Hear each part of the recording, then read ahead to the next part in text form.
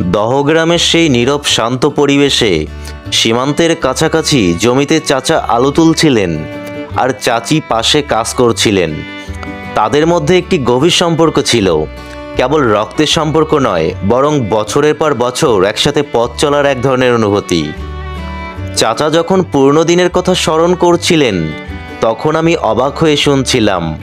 চাচা বলছিলেন, তখন 3 বিঘা করিডোর গেট ছিল না, ভারতে গিয়েই তো সব কিছু করতে হতো।